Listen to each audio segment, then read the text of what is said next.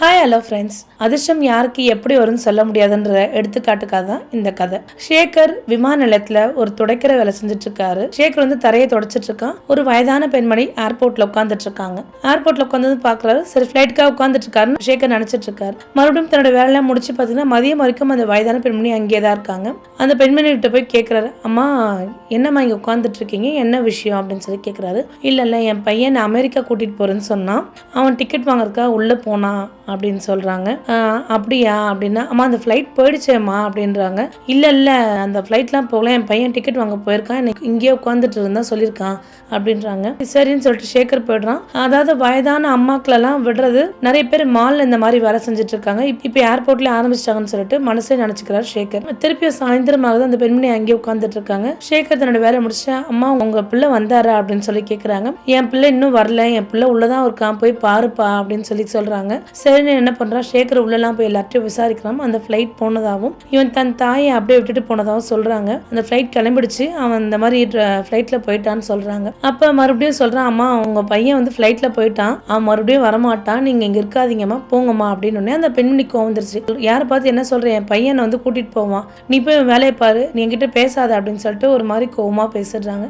சரின்னு சொல்லிட்டு என்ன பண்றான், அவனோட வேலையை பார்க்க போறான். வேலையை பார்த்துட்டு இருக்கான். ராத்திரி அவன் கிளம்புறான். அந்த வயதான பெண்மணி அங்கேயே உட்காந்துட்டு இருக்காங்க. அவனும் சரி நம்ம ஏதாவது கேட்டு அந்த பெண்மணி ஏதாவது சொல்லுவாங்க, நம்ம போயிடலாம், நம்ம போய் நம்ம வீட்டுக்கு போகலாம்னு சொல்லிட்டு வீட்டுக்கு கிளம்பி போயிடுறாரு ஷேகர் வீட்டுக்கு போறாரு. தன் மனைவி காவியாட்ட அங்க நடந்த விஷயம் எல்லாம் சொல்றாரு. இந்த வயதான பெண்மணியை அவன் விட்டுட்டு போனா, அவங்க அம்மா வந்து தன் பிள்ளை வரும்னு எதிர்பார்ப்பு இருக்காங்க. அந்த வயதான பெண்மணிக்கு தன் பையன் வரமாட்டேன்னு தெரிஞ்சா எவ்வளோ கஷ்டப்படுவாங்களான்னு ரொம்ப வேதனைப்படுறாரு. சாப்பிடும் போது அவங்க நினைச்சிட்டே தான் இருக்காரு. திருப்பியும் மறுபடியும் காலைல ஷேகர் வேலைக்கு வரான். அந்த பெண்மணி அதே இடத்துல தான் உட்காந்துட்டு இருக்காங்க. அம்மா உங்க பையன் வந்தானா அப்படின்னு சொல்லிட்டு கேட்குறாங்க. இல்லப்பா என் பையன் வரல அப்படின்றாங்க. அம்மா வரமாட்டான், நேற்று இந்த ஃப்ளைட் போயிடுச்சு, நீங்க யாரும் நம்பி இங்க இருக்காதீங்கம்மா அப்படின்னு சொல்றாங்க.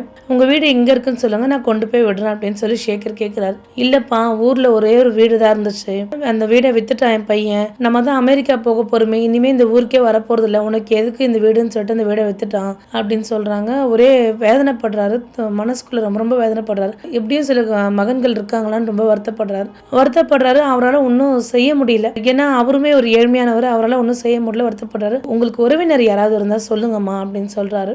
இல்லப்பா எனக்கு யாரும் உறவினர்லாம் கிடையாது, எனக்கு யாரும் தெரியாது, எனக்கு என் மகன் மட்டும்தான் எல்லாம் அப்படின்னு சொல்றாங்க. ஒரே வருத்தப்படுறாரு.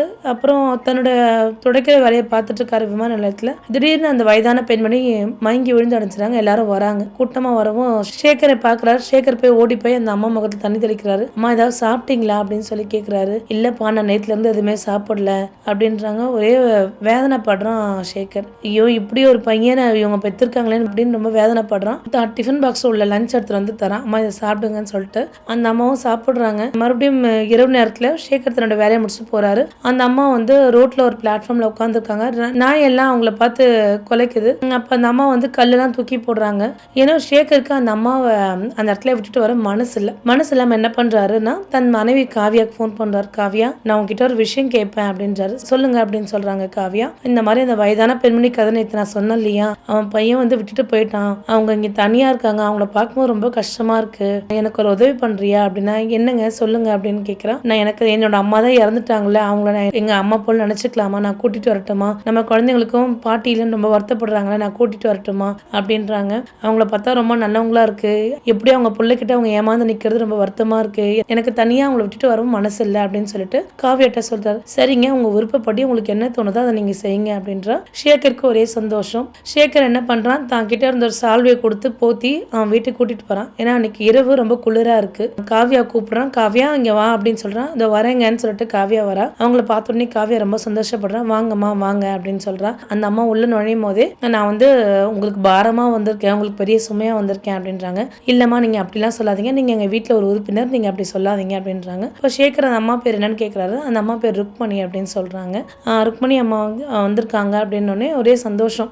பாட்டி வந்துட்டாங்க ஒரே சந்தோஷமா இருக்காங்க. குடும்பமே சந்தோஷமா இருக்கு. அப்புறம் இரவு சாப்பாடு போடுறாங்க, நல்லபடியா சாப்பிடுறாங்க. மறுநாள் காலை ஷேகர் வேலைக்கு போறாரு. அந்த அம்மா வந்து காவியாக்கு கிச்சன்ல வெஜிடபிள்ஸ் கட் பண்ணி தரதும் வளர்க்குறதும் வீடு பெருக்கிறதும் துடைக்கிறதும் அவங்களால முடிஞ்ச சின்ன சின்ன வேலை செஞ்சுட்டு தான் இருக்காங்க. குழந்தைங்களுக்கு நிறைய கதை சொல்றாங்க. குழந்தைங்களும் ரொம்ப சந்தோஷமா இருக்கு அந்த கதையெல்லாம் கேட்டுட்டு. குழந்தைங்க அவங்க நல்லபடியா பாக்குறாங்க. குழந்தைங்களுக்கு சாப்பாடு விட்டுறது, குழந்தைங்களை கவனிக்கிறது எல்லாமே செஞ்சுக்கிறாங்க. இப்படியே போயிட்டு இருக்கு. ருக்மணி அம்மா வந்து சந்தைக்கு போய் காய்கறி எல்லாம் வாங்க ஆரம்பிச்சாங்க. அப்ப அந்த மாதிரி காய்கறி எல்லாம் வாங்கும் போது என்ன பண்றாங்க, ஒரு நாள் அந்த இடத்துல கூட்டமா இருக்கு. என்ன அப்படின்னு கேட்டா லாட்டரி டிக்கெட் அப்படின்றாங்க. அப்போ ஒரு 10 ரூபாய் செலவு பண்ணி என்ன பண்றாங்க, லாட்டரி டிக்கெட் வாங்கிட்டு வராங்க அந்த வீட்டுக்கு. அப்புறம் மறுபடியும் ஹாஸ்பிட்டல் செக்அப்க்கு அந்த வழியா போறாங்க. போகும்போது இன்னொரு 40 ரூபா கொடுத்து மொத்தம் ஒரு 5 லாட்டரி சீட் வாங்கி வச்சிருக்காங்க. அப்ப இதை எடுத்து வந்து காவியாட்ட சொல்றாங்க, காவியா அதை பத்திரமா வை, நமக்கு அதிர்ஷ்டம் இருந்தா சேகர் இவ்வளவு கடின உழைப்ப போடுறான், நமக்கு அதிர்ஷ்டம் இருந்தா இது மூலியமா நம்ம வாழ்க்கை நல்லபடியா இருக்கும் அப்படின்றா. காவியா சொல்றான், நமக்கு ஏதுமா அதிர்ஷ்டம் அப்படின்றா. நம்ம அப்படிலாம் சொல்ல முடியாது, யாருக்கு வாய்ப்பு எப்படி வரும்னா சொல்ல முடியாதுமா அப்படின்றாங்க. சரிம்மா அப்படின்னு சொல்லிட்டு என்ன பண்றா, பத்திரமா எடுத்து வைக்கிறா. இப்ப மறுநாள் சந்தைக்கு ருக்மணி அம்மா காய்கறி வாங்க போகும்போது அந்த லாட்டரி டிக்கெட்காரர் சொல்றாரு, அம்மா அந்த லாட்டரி டிக்கெட்டோட ரிசல்ட் வந்து 5ஆம் தேதி வரும், டிவிலே வந்துரும் பாருங்கம்மா அப்படின்றாங்க. சரிங்கப்பா அப்படின்றாங்க. லாட்டரி டிக்கெட்காரர் சொன்ன விஷயத்த காவியா கிட்ட கூப்பிட்டு சொல்றாங்க, காவியா இந்த மாதிரி 5ஆம் தேதி ரிசல்ட் வரும் அப்படின்றாங்க. சேகர் வேலைக்கு போயிடுறாரு, குழந்தைங்க ஸ்கூலுக்கு போயிடுறாங்க.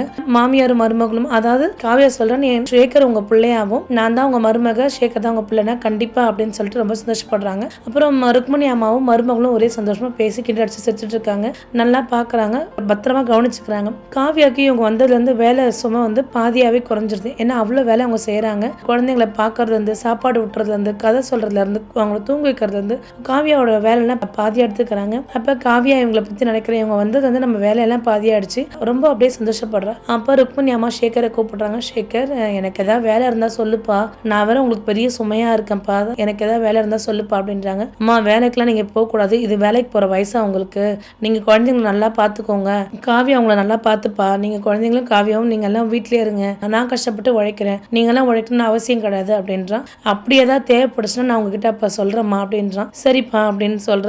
அப்புறம் அந்த அம்மாவே நான் சொந்த அம்மா போலவே பாத்துக்கிறான். மருந்து வாங்கி தரதா இருக்கட்டும், இல்ல ஒரு விசேஷம் வந்தா ஒரு நல்ல ஆடை எடுத்தரதா இருக்கட்டும், சேகர் தான் சொந்த அம்மா போல பாத்துக்கிறான். அவங்களும் சேகரை தான் சொந்த மகன் போல பாத்துக்கிறாங்க. காவியாவும் மருமகளாவே பாக்குறாங்க. இவங்க எல்லாம் அப்படி சந்தோஷமா இருக்காங்க. சேகர் மறுநாள் காலைல வேலைக்கு போறாரு. ருக்மணி அம்மா சொல்றாங்க, காவியா இன்னைக்கு தான் அந்த ரிசல்ட் வருது, நம்ம டிவில உட்காந்து பார்க்கணும் அப்படின்றாரு. சரின்னு சொல்லிட்டு என்ன பண்றான், அந்த ரிசல்ட் வருது.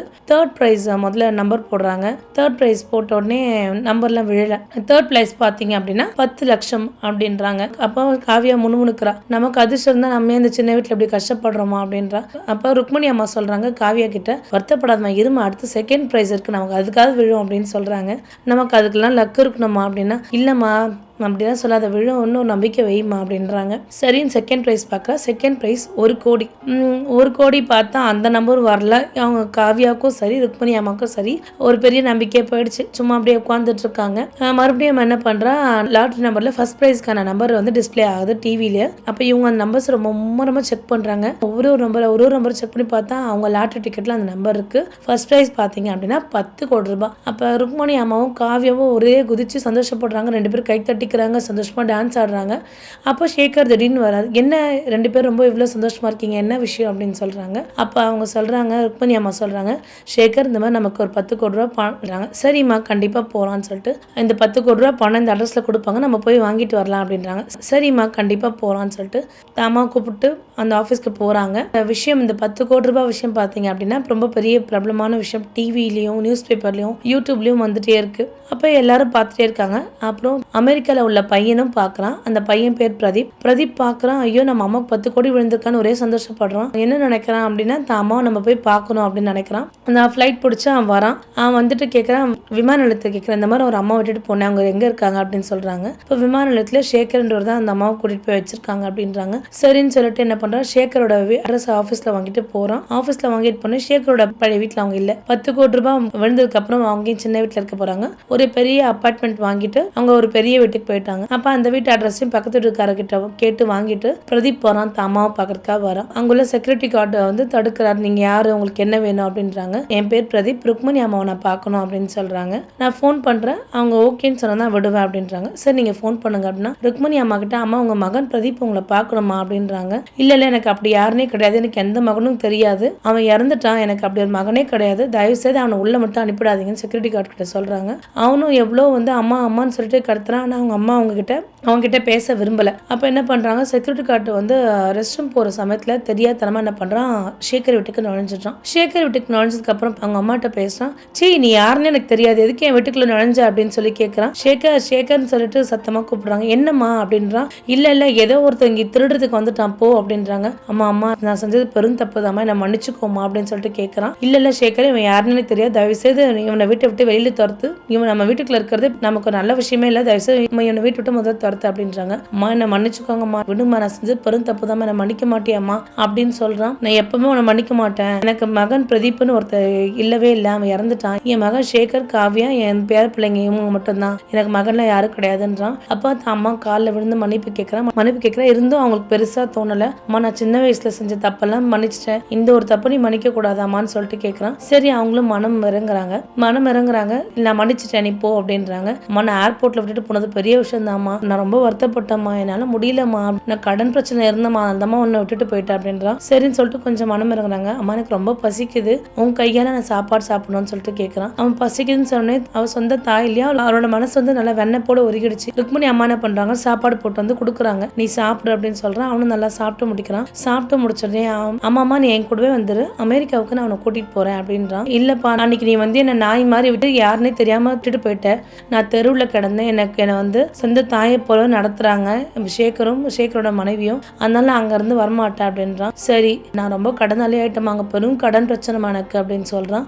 சரி, இப்ப அதுக்கு நான் என்ன செய்யறதுன்னா, நான் வந்து உன்னை பார்த்தமா, லாட்டரியில உனக்கு ஒரு 10 கோடி ரூபாய் பணம் விழுந்ததுல அந்த பணத்துல இருந்து ₹1 கூட அந்த சேகர் எனக்கு தராதம்மா, ரொம்ப கடன் பிரச்சனை தரேன், நீ என்கிட்ட கொடுமா, நான் உன்னை சூப்பரா வச்சுக்கிறேம்மா, நான் பிசினஸ் பண்ணி மறுபடியும் இந்த 10 கோடி உனக்கு 20 கோடியே தரமா அப்படின்னு சொல்றான். அடப்பாவி, நீ இதுக்குதான் வந்தியா, ஏதோ என் மேல பாசத்துல வந்திருக்கேன்னு நினைச்சேன், நீ இந்த பணத்துக்காக தான் வந்தியா, தயவு செய்து நீ இந்த வீட்டை விட்டு போ அப்படின்னு சொல்றான். இப்படி பேசிட்டே இருக்கும்போது சேகர் சொல்லி கூப்பிடுறான். அப்ப திடீர்னு பிரதீப் என்ன பண்றான், அங்க டைனிங் டேபிள் உள்ள ஒரு கத்தி எடுத்து தான் அம்மா கழுத்து வைக்கிறான். ஒழுங்கு மரியாதை பணத்தெல்லாம் கொடு, உன் மேல உள்ள பாசத்துலாம் வரல, இந்த பணத்துக்காக தான் வந்திருக்கேன், ஒழுங்கா பணத்தை கொடு அப்படின்றான். டே, அந்த பணம் எல்லாம் நான் என் சொந்த காசுல வாங்கல, சேகரோட காசுல வாங்கினது, அது என்னோட பணம் கிடையாது, சேகரோட பணம், அதுல இருந்து ₹1 கூட நான் எடுத்துக்கல, சேகர்ட்டே கொடுத்துட்டேன் அப்படின்றாங்க. இல்ல, அவன்கிட்ட இருந்து இப்ப இந்த பணத்தெல்லாம் வாங்கி கொடு அப்படின்றாங்க. அதுல இருந்து நான் ₹1 கூட அவன்கிட்ட கேட்க முடியாது, ஏன்னா அது அவன் பணம், நான் ஏன் அதை கேட்கணும் அப்படின்றாங்க. நீ அவன்கிட்ட கேட்டு வாங்கி தரலாம், நான் அவனை கொலை பண்ணிடுவேன் அப்படின்றாங்க. சேகர் அப்படின்னு கூப்பிட்டோன்னே சேகர் பார்த்து பிரதீப்பை தள்ளுறதுக்குள்ள என்ன பண்றான், பிரதீப் வந்து சேகர் கழுத்துல கத்திய வச்சிடறான். இதை பார்த்த காவியா என்ன பண்றான், போலீஸ்க்கு இன்ஃபார்ம்